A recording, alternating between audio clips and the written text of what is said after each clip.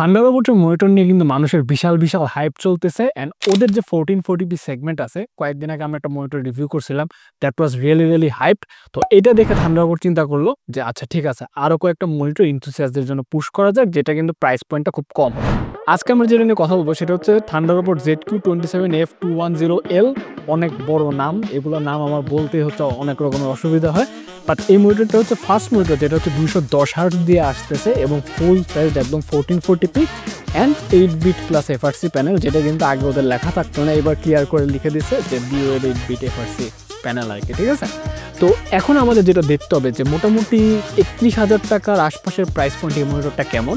এইটা হচ্ছে all adjustment feature সহ আসা, আরেকটা আসে সেটার তো ফিচার নেই, ওটার দামটা হচ্ছে 28-29,000 টাকার মাঝখানে ওরকম, তো একটা গ্যাপ আছে, but panel are the same. আজকে আমরা এটারই পোস্টমর্টেম দেখবো কি অবস্থা, এবং এই ভিডিওতে একটা বড় চমক থাকবে, ট্রাস্ট মি। সাথে দেখছেন অনুরাগ, দেখছেন টেকনিক বাংলাদেশ। চলুন চলে যাক আজকে আমাদের থান্ডার রোবটের আরেকটা মনিটর রিভিউতে।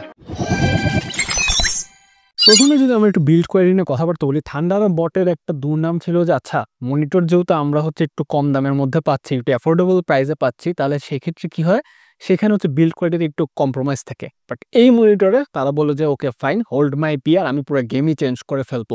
ওরা এখানে বিল্ড কোয়ালিটিতে স্পেসিফিক্যালি মনোযোগ দিয়েছে। সেটা যদি আমরা একটু হচ্ছে বেস প্লেট দিয়ে শুরু করি, বেস প্লেটটা অনেক হেভি, প্রায় কত কেজি যে ওজন হবে মাপার তো সুযোগ পাই না, but it's really really heavy. তো এইটার সাথে সাথে ওরা যে স্ট্যান্ড দিছে সেটাও কিন্তু দেখতে বেশ ভালো, এবং ওটাও কিন্তু বেশ শক্তপোক্ত, পুরাটাই কিন্তু আপনার মেটাল বিল্ড। যদিও মনিটরের যে বডিটা, মনিটর ইটসেলফটা প্লাস্টিকের, অ্যান্ড মনিটরের ব্যাক সাইডে কিন্তু যে ডিজাইনটা দিছে আই রিয়েলি লাইকড ইট। এটা এখানে একটা ডুও টোন ওরা ডিজাইন করছে, একটা অ্যাকসেন্ট ডিজাইন করছে, টিল কালারের অ্যাকসেন্ট আছে।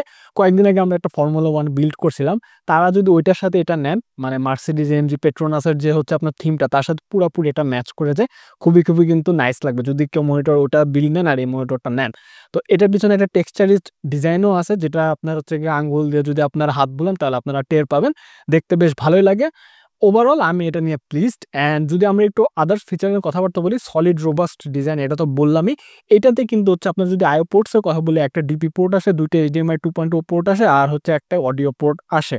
মোটামুটি এগুলো নিয়ে কথাবার্তা। আর অল অ্যাডজাস্টমেন্টের যে কথাটা সেটা একটু বলতে হবে। এটা কিন্তু আপনারা টিল্ট, সুইভেল, পিভট আর হচ্ছে হাইট, যত রকমের অ্যাডজাস্টমেন্ট আছে সবই করতে পারবেন।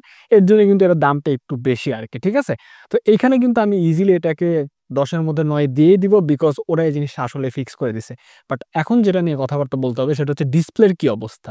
ডিসপ্লের ক্ষেত্রে যদি আমরা একটু বলি, এটা হচ্ছে প্রথমে বলে নিই 27 ইঞ্চের একদম হচ্ছে আপনার QHD 8 বিট প্লাস এফআরস প্যানেল, 2K প্যানেল আর কি। এখানে ওরা বলে দিছে, আগে কিন্তু আগে ওটা বলতো না যে এটা 8 বিট নাকি হচ্ছে কি আপনার ট্রু 8 বিট এফআরসি আছে, বাট এটা 8 বিট প্লাস এফআরসি দিয়ে 10 বিটের প্যানেল আর কি, এবার ক্লিয়ার করে দিছে, which is a good thing. তো এইটার যদি আমরা প্রথমে আমাদের ছুরি কাচির নিচে ফেলি, অর্থাৎ আমাদের স্পাইরাল এক্স প্রো নিয়ে যদি এটার ক্যালিবারটা মাপি, তখন দেখলাম যে এটা কিন্তু 99% SRGB, আর অ্যাডোবি RGBতে 86%, আর হচ্ছে DCI P3তে 89%-এর মতো কভারেজ দিছে, যেটা কিন্তু সর্ট অফ মিডিয়ান যদি আমরা করি 91.33% নিয়ে আমাদের যে ওভারঅল 2K যে মনিটরগুলো আছে তার মধ্যে 6 নাম্বার পজিশনে আসে। এখানে সবই খুব কাছাকাছি, তো বাজেট হিসাবে এটাকে একটা ক্লিন চিট মোটামুটি দেওয়াই যায়। এরপরে যখন আমরা একটু এটা ব্রাইটনেসটা মেজার করলাম, তখন দেখলাম যে এটা ক্লিন ব্রাইটনেস 350 নিটস হলো, এখানে আমরা সেন্টারে 321 নিটসের মতো ব্রাইটনেস পাইছি। তো এটা একটা ল্যাকলাস্টার হয়ে থাকবে, এখানে ব্রাইটনেসটা যদি একটু বেটার হতো তাহলে ভালো হতো, বাট ইনডোরে এটাও মোটামুটি সাফিসিয়েন্ট ইনাফ, কোনো রকমের সমস্যা নেই। আমরা যখন হচ্ছে এটা আর একটু আমরা ওভারঅল চার্টটা দেখি, তাহলে কিন্তু এটা একদম নিচের দিকেই থাকবে। এখানে আর একটু কাজ করার হলে ভালো হতো, যদি কাজ করতো অন্তত 350 নিট যেটা ক্লেম করছে সেটা দিলে আমি খুব খুশি হতাম। আমরা যদি একটু কন্ট্রাস্ট রেশিও কথাবার্তা বলি, এটা কিন্তু হচ্ছে আপনার 80% রেঞ্জে 1020:1 পর্যন্ত কন্ট্রাস্ট রেশিও দেয়, যেটা কিন্তু মোটামুটি ভালোই। 1000:1 যে ডেঞ্জার জোন আছে তার থেকে কিন্তু উপরে আছে, তো এটাকেও সাধুবাদ দেওয়া যায়, মোটামুটি সমস্যা নেই। তারপর যখন একটু আমরা এটা ব্ল্যাক পয়েন্টটা মাপলাম, দেখলাম 0.32 ব্ল্যাক পয়েন্ট, যেটা কিন্তু বেশ ভালো, এবং মনিটরটা যখন আমি ইউজ করছি তখন কিন্তু আমি ব্ল্যাক পয়েন্টটা বুঝতে পারছি যে আচ্ছা কম আছে, ব্ল্যাকগুলো একটু মোটামুটি বোঝা যাচ্ছে, যদিও IPS প্যানেল, ব্ল্যাক তো বোঝা যাবেই, কিছু করার নেই। অ্যান্ড লাস্টলি যদি আমরা একটু বলি এটার যে ডেল্টা অ্যাভারেজ সেটা একটু বলি, যখন আমরা মনিটরটাকে নিয়ে আসলাম ফ্যাক্টরি ক্যালিব্রেটেড অবস্থায়, অর্থাৎ আনক্যালিব্রেটেড, কোনো রকমের ক্যালিব্রেশন হয় নাই, তখন দেখলাম যে এটা ডেল্টা অ্যাভারেজটা 2.46 এর মতো ছিল আমাদের এক্সটেন্ডেড ভেরিফিকেশন টেস্ট চার্টে। বাট যে এটাকে আমি হচ্ছে একবার ক্যালিব্রেশন করে নিলাম আমাদের স্পাইরার দিয়ে, তারপর দেখলাম যে খুবই ডিসেন্ট 1.08 হচ্ছে আপনার ডেল্টা অ্যাভারেজটা হয়েছে, যেটা কিন্তু মোটামুটি বেশ ভালোই বলা যায়, 1-এর একদম কাছাকাছি, 1-এর লাগো। তো সেই ক্ষেত্রে মনিটরটার আপনার কালার অ্যাকুরেসি যে মোটামুটি ভালো হবে তা বলা যায়। এগুলো তো মানে আমার মেশিনের তারপর হচ্ছে স্ট্যাটিস্টিক্যাল কথাবার্তা ছিল, ইউজেজে কেমন ছিল? আমি বলব থান্ডারবোল্টের মনিটরটা যখন আমি ইউজ করছি, যেরকম হওয়ার কথা একটা 2K প্যানেল সেরকমই ছিল। Good contrast, good picture quality, মানে picture quality was really good. তারপর শার্পনেস তো অবশ্যই ভালো ছিল, যার কারণে কিন্তু ফেসবুকের যে কম্প্রেসড পোস্টগুলো ওগুলো কিন্তু ঘোলা, ঘোলা লাগতো। 1080p মনিটর এটাতে একদম বাচ্চাদের মতো লাগে, হ্যাঁ? তো এটাই বুঝায় যে আচ্ছা 2K ক্যালিবারের যে প্যানেল কত যে নাইস চালায়, যখন আপনি হায়ার রেজোলিউশনের ভিডিও চালাবেন খুব নাইস লাগবে। গেমিং করছে আমি খুব ভালো লাগছে। আগের মনিটরের মডেলগুলোতে আমি বলছি যে কন্ট্রাস্টটা যদি একটু টোনড হইতো ভালো হতো। এটার কন্ট্রাস্টটা টোনড, অন পয়েন্ট আছে মোটামুটি। আমি বেশ ভালো এক্সপেরিয়েন্স পেয়েছি। কোনো রকমের শার্পনেস জনিত বা নেগেটিভিটি বা শিফটিং, কালার ডিভিয়েট হওয়া এই ধরনের আমি কোনো ইস্যু পাইনি। মনিটরগুলোতে 3 বছর ওয়ারেন্টিও আছে। প্যানেলের যদি কোনো সমস্যা হয় তাহলে জমা দিয়ে দিবেন, কোনো প্যারা নেই। আর বেশি দেরি করলে ভোক্তা অধিকারের অফিস তো আছেই। এটা ছিল আমার এক্সপেরিয়েন্স। তো এই প্যানেলটাকে আমি কয়েকটা প্রমিস ওরা একটু ফুলফিল করতে পারে নাই। গ্যামার কভারেজ একটু আপনার হচ্ছে এভারেজ হচ্ছে আপনার রেজাল্ট দিছে। যার কারণে এটাকে আমি 10 এ 8.5 দিব। বাট এগেইন আমাকে বাজেটের মধ্যে যেটা দিচ্ছে না, ইটস কমপ্লিটলি ফাইন। বিকজ এর যে কম্পিটিটর সবার দাম কিন্তু 35 এর উপরে বা হচ্ছে এরকমই দাম। সেই হিসাবে কিন্তু এটা আমাকে বেশ সলিড একটা বিল্ড কোয়ালিটি অফার দিছে। এখন আমাদের যেটা নিয়ে কথাবার্তা বলতে হবে, ghosting performance and response time performance. And আমরা এতদিন বলছি যে রেসপন্স টাইম নিয়ে যে ব্যাপারটা, সেখানে আমরা কিন্তু বলছি যে রেসপন্স টাইম মেজারমেন্টের টুল নেয়, একেকটা মনিটর ক্লেম করে 1 মিলিসেকেন্ড সময়। বাট ফাইনালি আপনাদের সাপোর্টে এবং সবার দোয়াতে finally we have অ্যাভেন্স the international quality response time machine, যেটা কিন্তু সব বড় বড় ইন্টারন্যাশনাল রিভিউয়াররা ইউজ করে। অ্যান্ড ফার্স্ট ইন বাংলাদেশ আমরা কিন্তু রেসপন্স টাইম নিয়ে সব মনিটরের যে ভিতরের আসল কথা, আসল ব্যাপার-স্যাপার এগুলো আমরা বের করে নিয়ে আসবো। সুদূর বিলেত থেকে উড়ে আসতে এটা আনতে বেশ কষ্ট হয়েছে। অ্যান্ড আমার একটা প্ল্যান আছে সামনে সমস্ত গেমিং মনিটরের আমরা যেগুলো এই সেগমেন্টে আছে সেগুলো একটা রাউন্ড আপ করবো।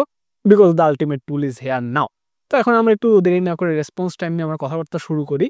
এই মনিটরে কিন্তু আপনার ৩টা হচ্ছে আপনার মোড পাবেন। একটা হচ্ছে স্ট্যান্ডার্ড, একটা হচ্ছে অ্যাডভান্সড আর একটা হচ্ছে সুপার ফাস্ট, হ্যাঁ? তো আমরা যখন আমাদের রেসপন্স টাইম মেজারমেন্টের টুল দিয়ে প্রথমে স্ট্যান্ডার্ড মোডটা মাপলাম, দেখলাম যে এখানে কিন্তু এভারেজ রেসপন্স টাইমটা 6.16 মিলিসেকেন্ডের মতো আসে। যেটা কিন্তু সর্ট অফ এভারেজই বা হালকা ডিসেন্ট বলা যায়, খুব যে ভালো তা কিন্তু না। অ্যান্ড রিফ্রেশ রেট কমপ্লায়েন্সের যে ব্যাপারটা, এটা কিন্তু মাত্র 30% ছিল, এখানে কিন্তু আরো বেটার হয়ে লাগতো। রিফ্রেশ রেট কমপ্লায়েন্স ব্যাপারটা কি দেখেন, একটা মনিটর এটা তো 210 হার্টজের মনিটর, ঠিক আছে? 210 হার্টজ কিন্তু আপনারা হচ্ছে ওভারক্লক করে পেয়ে যাবেন। 210 হার্টজ মানে হচ্ছে এটার কিন্তু হচ্ছে আপনার একেকটা যে আপনার মানে সিন, হ্যাঁ? একেকটা সিন কিন্তু এখানে বা একেকটা ফ্রেম কিন্তু এখানে হচ্ছে মনে হয় 5 মিলিসেকেন্ডের আশপাশে থাকার কথা। এই 5 মিলিসেকেন্ড টাইমের মধ্যে কতগুলো হচ্ছে আপনার পিক্সেল হচ্ছে এখানে দেখাইতে পারতেছে, রিফ্রেশ করতে পারতেছে, এটারই হচ্ছে একটা ভেরিয়েবল। তো এটা মাত্র 30% ছিল, যত হাই হয় তত কিন্তু বেটার, হ্যাঁ? তো এখানে একটু বেটার করার সুযোগ ছিল। আর এই মনিটরটা এই মোডে কিন্তু আমরা তেমন ওভারশুট পাই নাই, 8.17% এর মতো ওভারশুট ছিল, যেটা কিন্তু ডিসেন্ট বলা যায়, খুব একটা বেশি না এবং এটা আপনার চোখেও পড়বে না, যেটা পরবর্তীতে আমরা হচ্ছে গোস্টিং পারফরম্যান্সে দেখবো। এবং 86 এর মতো হচ্ছে ওভারঅল স্কোর আমরা স্ট্যান্ডার্ড মোডে পাইছি। বাট যখন আমরা অ্যাডভান্স মোডে মুভ অন করলাম, তখন দেখলাম যে এখানে কিন্তু আমার হঠাৎ করে হচ্ছে রেসপন্স টাইমটা বেড়ে গেল। 7.46 মিলিসেকেন্ড হচ্ছে এভারেজ পারসিভড রেসপন্স টাইম হইলো, যেটা কিন্তু কমার কথা ছিল, বাট এখানে একটু বেড়ে গেছে। তো এখানে বোঝা যায় এই প্যানেলগুলো একটু হচ্ছে আপনার বাজেট প্যানেল, তো তার কারণে কিন্তু রেসপন্স টাইমের যে ট্র্যাকটা সেটা কিন্তু ঠিকমতো এখানে রাখতে পারতেছে না। বাট তারপর রিফ্রেশ রেট কমপ্লায়েন্স এখানে আরও কমে গেল, মাত্র 6.67% আশপাশে আসছে। বাট এইখানে কিন্তু আপনার রেসপন্স টাইমটা আপনার গোস্টিং কমাইতে যায়, যে পিক্সেলগুলো আছে তার ডিজায়ার্ড ভ্যালু থেকে ওভারশুট করে ফেলছে এবং ওভারশুটের পার্সেন্টেজটা কিন্তু একটু বেড়ে 12.6%-এর মতো হয়ে গেছে, অর্থাৎ ওভারশুট একটু বাড়ছে। বাট ওভারঅল স্কোরে কিন্তু এখানে আমরা 83 মতো পাচ্ছি। এখানে তো স্বাভাবিক একটু হালকা ইনভার্স গোস্ট দেখতে পারার কথা।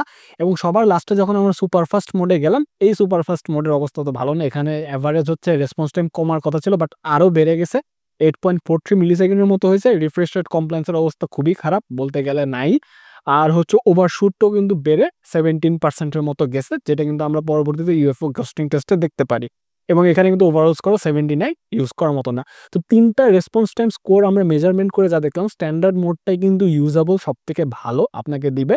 তো তারপরে আমরা একটা কাজ করলাম, মনিটরটা ইনপুট ল্যাগও দেখতে হবে যে কি অবস্থা। তো ইনপুট ল্যাগের ক্ষেত্রে যখন হচ্ছে আমরা আমাদের টুল দিয়ে আবার ইনপুট ল্যাগটা মাপলাম, দেখলাম যে যেটা হচ্ছে রিফ্রেশ রেট তার থেকে কমই আছে, হাফ আছে, 2.4 মিলিসেকেন্ডের মতো আছে।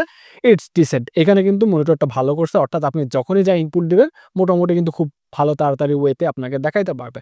তো রেসপন্স টাইমের সাথে যেহেতু গোস্টিং এর সম্পর্ক আছে, সেটা নিয়ে একটু কথাবার্তা বলে দিই। গোস্টিং এর ক্ষেত্রে কিন্তু আমরা ওই যে যেটা দেখার কথা স্ট্যান্ডার্ড মোডে কিন্তু তেমন কোনো গোস্টিং আমরা দেখতে পারি নাই। রিফ্রেশ রেটের যে আমাদের টাইম ছিল, সরি রেসপন্স রেটের যে টাইম ছিল 6.16 মিলিসেকেন্ড, ইটস ডিসেন্ট। 5 মিলিসেকেন্ড হলে ভালো হইতো মোটামুটি এভারেজে, বাট 6.6 সামান্য একটু বেশি, সেই ক্ষেত্রে ভালোই করছে বলা যায়। বাট যখনই আমরা হচ্ছে অ্যাডভান্স মোডে গেলাম, এখানে কিন্তু আগের যে রেসপন্স টাইমের ওভারশুট পার্সেন্টেজ ছিল সেটাও বাড়ছে। এখানে কিন্তু সামান্য একটা ইনভার্স গোস্টিং এর সোয়াচ দেখা গেছে। এবং সুপার ফাস্ট মোডে যখন গেলাম, it's not usable. Super fast মোডে কিন্তু এখানে ইনভার্স গোস্টিং এর টিল অনেক বেশি বেড়ে যায়, পিক্সেল অনেক বেশি ওভারশুট করে, নট গুড আর কি। তো স্ট্যান্ডার্ড মোডটাই আমার সবচেয়ে ভালো লাগছে। তো এইখানে আমি বলবো যে বাজেট প্যানেল হিসাবে মোটামুটি ভালোই করছে বলা যায়। আর একটু আশা করছিলাম। তো এখানে আমি গোস্টিং এন্ড রেসপন্স টাইমের ক্ষেত্রে কিন্তু মনিটরটাকে 10-এর মধ্যে 7.5 দিয়ে দিব, কারণ বাজেট কিন্তু ম্যাটার্স। ওকে, তো এই গেলে এখন আমরা যদি একটু ব্যাকলাইট বিট টেস্ট নিয়ে কথাবার্তা বলি। ব্যাকলাইট বিটের ক্ষেত্রে আমরা যখন টেস্ট করলাম তখন দেখলাম যে এই মনিটরটাতে আইপিএস প্যানেলে গ্লো থাকবেন জানেন, বাট এই মনিটরটাতে আমরা কোনো ব্লিড পাই না এই ইউনিটটাতে। এবং গ্লোর কথা যদি বলি, খুবই সামান্য, একটু এদিক ওদিক করলে আপনারা চোখে পড়বে টপ লেফট আর টপ রাইটে সামান্য হালকা glow, but it's very normal. এইখানে এই মনিটরটা খুব ডিসেন্ট পারফরমেন্স করছে, নো ডাউট। এইখানে এটাকে একটা সাধুবাদ দিতেই হবে। তো এই জায়গায় আমি মনিটরটাকে অন্তত 10-এর মধ্যে 9 দিব, কনসিডারিং দ্য বাজেট, বিকজ এর থেকেও দামি দামি মনিটরে কিন্তু আমি খারাপ হচ্ছে backlight bleed and glow performance দেখছি।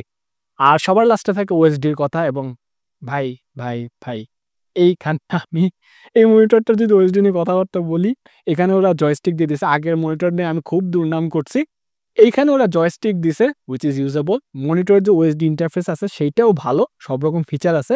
বাট এই মনিটরের যে ওএসডি, এখানে যে ল্যাঙ্গুয়েজ, এখানে ইংলিশ ল্যাঙ্গুয়েজের কোনো অপশন নাই। কোরিয়ান, চাইনিজ আর হচ্ছে আপনার টার্কি, এইসব ল্যাঙ্গুয়েজ আছে। তো খুবই কষ্ট হয়েছে ন্যাভিগেট করতে, কোনো রকমে গুগল লেন্স ধরে ধরে হচ্ছে আমার করতেছে। ওএসডির ক্ষেত্রে এটা আমাকে বেশ প্যারা দিছে, গুগল লেন্স দিয়ে দেখায় কাজ টাজ করা, বারবার দেখা। তো এটা আসলে মনিটরটার যে দোষ তা না, এই রিজনের জন্য হয়তো বা এই মনিটরটা না, বাট ডিজিটাল হচ্ছে এটা নিয়ে আসছে। তো এখানে আরেকটু মনোযোগ দেওয়া দরকার আছে। বাট অ্যাপার্ট ফ্রম দিস, এই মনিটর ওএসডিতে মোটামুটি সব রকমের অপশনসই আছে। ওএসডি ইন্টারফেসটা একটু ভালো হলে ভালো হইতো।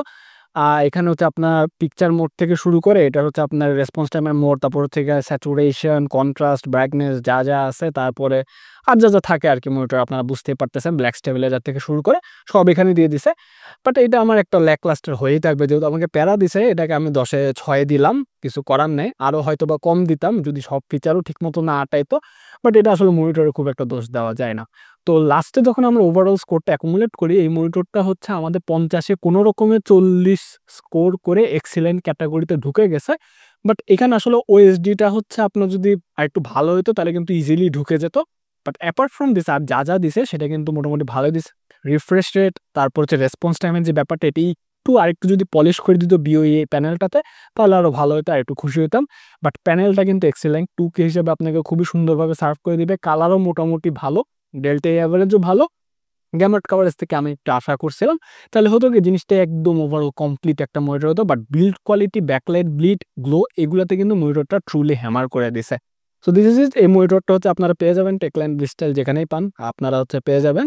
আমার রেফারেন্স দিলে হয়তো কিছু ডিসকাউন্ট পেতে পারেন। তো ভিডিওটা এই পর্যন্তই ছিল। আমাদের একটা গ্রুপ আছে টেকলিক বাংলাদেশ, জয়েন হয়ে যেতে পারেন, নিচে লিঙ্ক দিয়ে দিলাম, ভালো লাগে লাইক দেবেন।